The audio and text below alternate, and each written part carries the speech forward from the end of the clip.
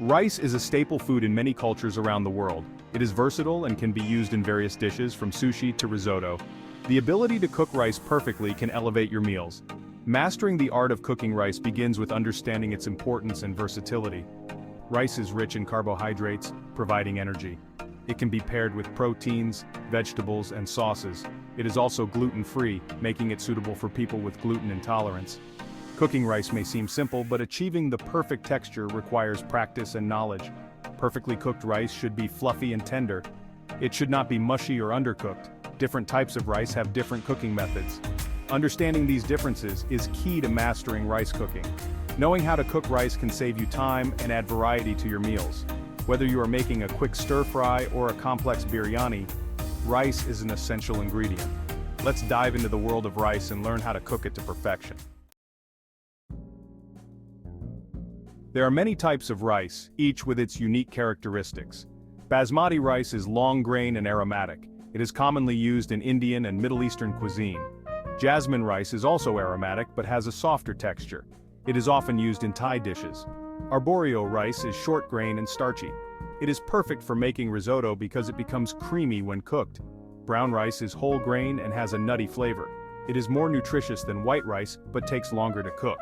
Each type of rice requires a different cooking method. Basmati and jasmine rice need less water and shorter cooking times. Arborio rice needs constant stirring and gradual addition of liquid. Brown rice needs more water and a longer cooking time. Understanding the differences between these types of rice is essential. It helps you choose the right rice for your dish and cook it correctly. In the next sections we will go through the steps to cook each type of rice perfectly.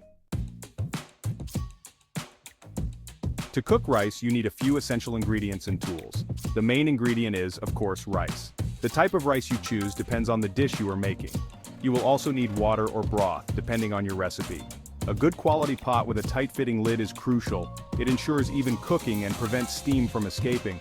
A measuring cup is also important to get the right water-to-rice ratio. A fine mesh strainer is useful for rinsing the rice. Salt adds flavor to the rice, so keep it handy. Some recipes may require butter or oil. A fork is useful for fluffing the rice once it is cooked. Having all these tools and ingredients ready makes the cooking process smoother. Gathering your ingredients and tools before you start cooking is a good practice. It ensures you do not miss any steps and helps you stay organized. Now that we have everything we need, let's move on to the next step, rinsing the rice. Rinsing rice is an important step. It removes excess starch that can make the rice gummy. Place the rice in a fine mesh strainer and rinse it under cold running water. Gently rub the rice between your fingers to help remove the starch. Continue rinsing until the water runs clear. This may take a few minutes. Do not skip this step, especially for long-grain rice like basmati and jasmine. Rinsing not only improves the texture but also cleans the rice of any impurities. For some types of rice like arborio, rinsing is not necessary. The starch is needed to create the creamy texture of risotto. Brown rice does not need as much rinsing either. However, rinsing is generally a good practice for most types of rice. Once the rice is rinsed, let it drain well. This ensures the correct water-to-rice ratio when you start cooking. Properly rinsed and drained rice is the first step to achieving perfectly cooked rice. Now, let's move on to measuring the water and rice ratios. Section 5. Measuring water and rice ratios. Getting the water-to-rice ratio right is crucial. Too much water can make the rice mushy. Too little water can leave it undercooked. A general rule of thumb for long-grain white rice is a 1-to-2 ratio. That means 1 cup of rice to 2 cups of water. For brown rice, use a 1-to-2.5 ratio. The extra water helps soften the bran layer. Arborio rice for risotto requires a different approach. Use about 4 cups of broth for every cup of rice, added gradually during cooking. Measure the rice and water accurately. Use a measuring cup for consistency. If you prefer using a rice cooker, follow the manufacturer's instructions. They often have specific measurements and markings for different types of rice. Once you have measured the water and rice, you are ready to start cooking. Accurate measurements ensure the rice cooks evenly and achieves the desired texture. In the next section, we will go through the cooking process step by step. Section 6. The cooking process, step by step. Start by adding the measured water to your pot. Bring it to a boil over medium-high heat. Once it boils, add a pinch of salt and the rinsed rice. Stir briefly to distribute the rice evenly. Reduce the heat to low and cover the pot with a tight-fitting lid. Let the rice simmer. Do not lift the lid or stir the rice during cooking. For long-grain white rice it takes about 18 minutes. Brown rice takes around 45 minutes. Arborio rice requires constant attention, stirring and adding broth gradually. Once the cooking time is up, remove the pot from the heat. Let it sit, covered, for about 5 to 10 minutes. This resting time allows the rice to finish steaming and absorb any remaining moisture. Do not rush this step. After the resting period, uncover the pot and fluff the rice with a fork. This separates the grains and releases steam.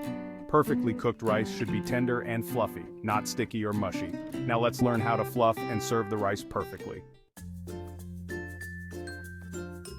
Section 7. Tips on fluffing and serving rice.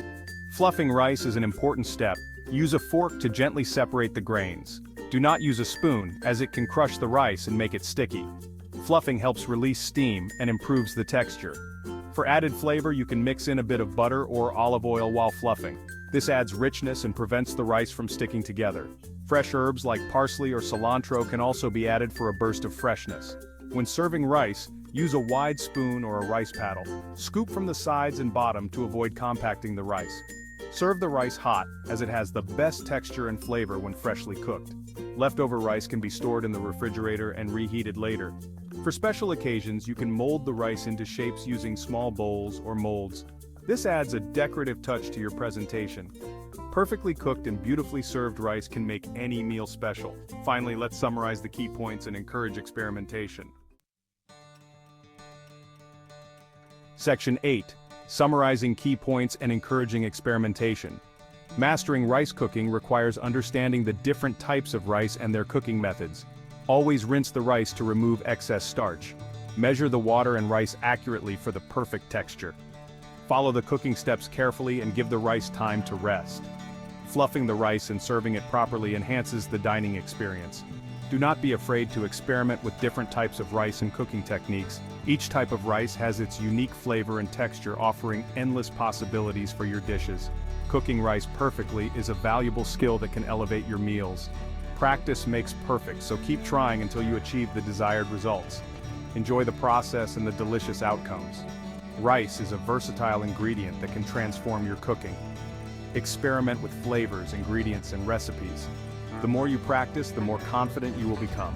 Perfectly cooked rice is within your reach. Happy cooking!